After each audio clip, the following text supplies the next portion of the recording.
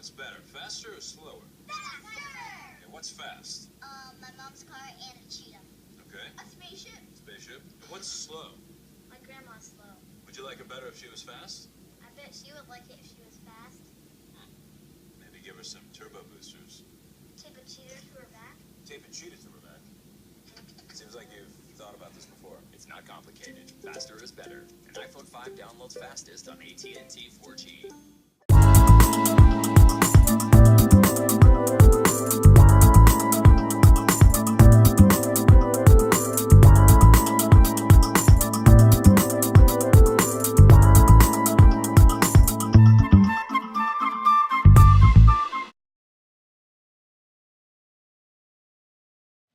The theoretical framework that I will use in this presentation stems from Kenneth Burke's theory of identification.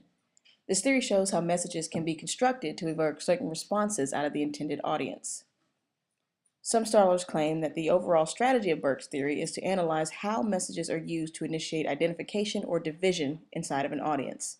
There are certain strategies that the speaker, or in this case the company, which is AT&T, can use to cause this certain identification.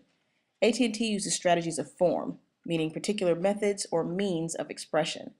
The methods or mean in this case would be cause branding, slogans, and humorous commercials. Burke's theory of X also sheds light on this subject. Burke contended that persuasion does not occur without identification.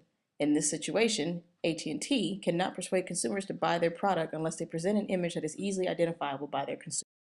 Scholars are also referring to this tactic as emotional branding. This is a consumer-centric, relational, and story-driven approach to forging deep and enduring affective bonds between consumers and brands. The use of visual rhetoric by AT&T is primarily effective because consumers will speak about how the company makes them feel versus how efficient their products might be.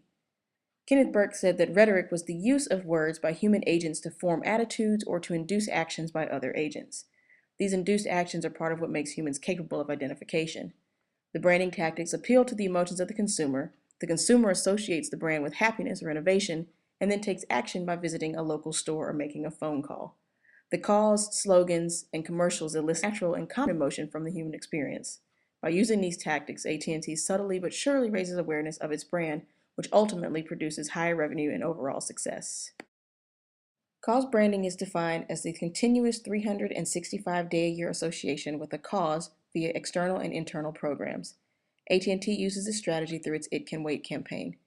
The campaign identifies with consumers immediately because many engage in texting while driving or have been affected by a texting while driving incident. Also, Burke called this shared identification consubstantiality. Two people or things are considered consubstantial when they are united or identified in a common interest if they partake in the same way of the same substance. By taking the initiative and aligning themselves with a cause that's important to the general public, AT&T suggests that it's not only a company whose focus is producing revenue, but also they care about their consumers and their loved ones. Rather than produce slogans that call attention to company specifics or boast a product, AT&T calls the customer to action. Slogans like "It's all within your reach," "Your world delivered," and "It's what you do with what we do" cause the consumer to think of objects that they own or would like to own. Rethink Possible, AT&T's most recent slogan or catchphrase, prompts the consumers to think outside the box. Rethink Possible associates the brand with innovation and suggests that the consumer can do things they never actually thought were possible. The slogans prompt consumers to reflect on their everyday living and consider what products or services that they have that would make the general process more efficient. AT&T produces and distributes their slogans via television, internet, and various paraphernalia owned by consumers and partners worldwide. AT&T makes a human connection through consumers through the use of childhood banter as well. The company's most recent commercial campaign depicts young children fielding questions from an adult regarding this or that situations. When asked if they would be fast or slow, the children create a variety of unrealistic yet humorous scenarios and answers depicting why faster is better. The commercials conclude by telling the viewer it's not complicated.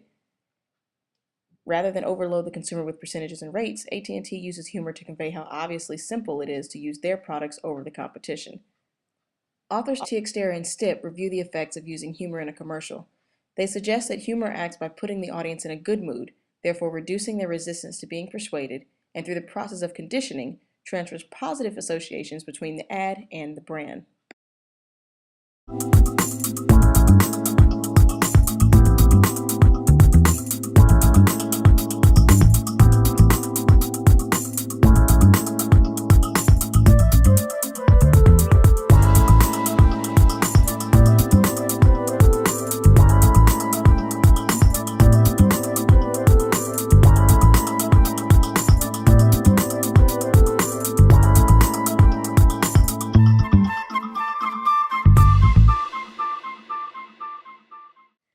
There are 4 things AT&T has figured out that other organizations should also consider.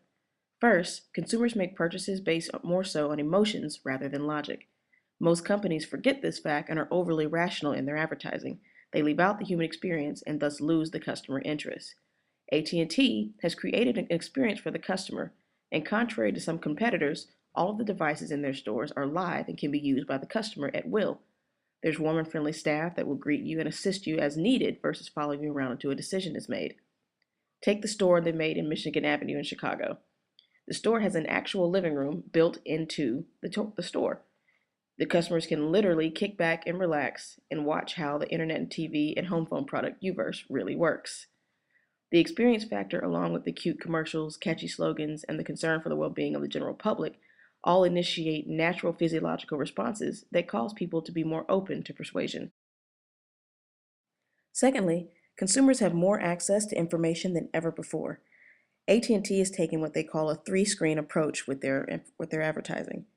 They advertise through TV commercials, as we've seen, through internet, and through the handheld devices that people carry everywhere. Organizations have to approach consumers from all angles, meet them where they are in their lives. Technology has made the world much smaller, which means people have more access to the information that they want to find.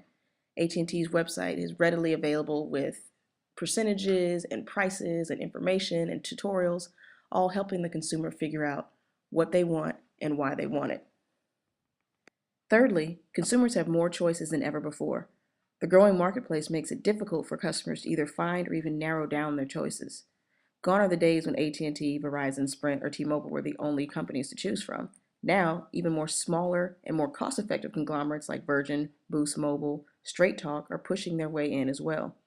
An organization must use research tactics to find out what consumers actually want and need from a cell phone company or for any organization. And once the needs are assessed, they must then embrace a new strategy to break through the confusion and differentiate themselves from the competitors. Make it easy, or in AT&T's words, uncomplicated for the customer. And possibly the right mixture of emotion and rationale would be a good place to start. Finally, consumers talk to each other more than ever before. Word of mouth is still one of the most effective ways for marketing. From friends and family to social media to coworkers, even to strangers on the streets, people are always recommending products and telling each other what they should use and what they shouldn't use.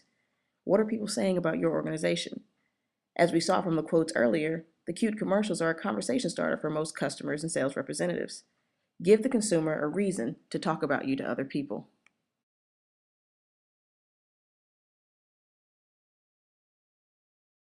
AT&T's use of emotional branding has 3 implications for consumers.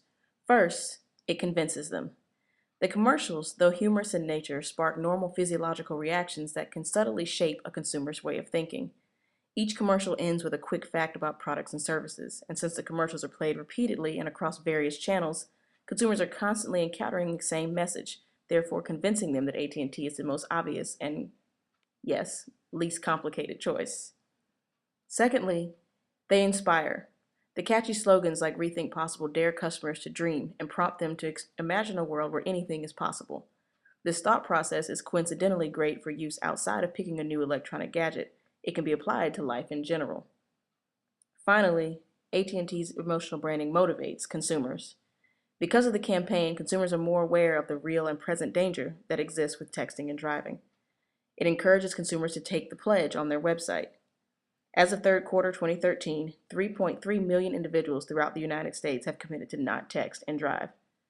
The It Can Wait campaign motivates consumers to use socially beneficial behaviors that can lead to a safer environment for all drivers.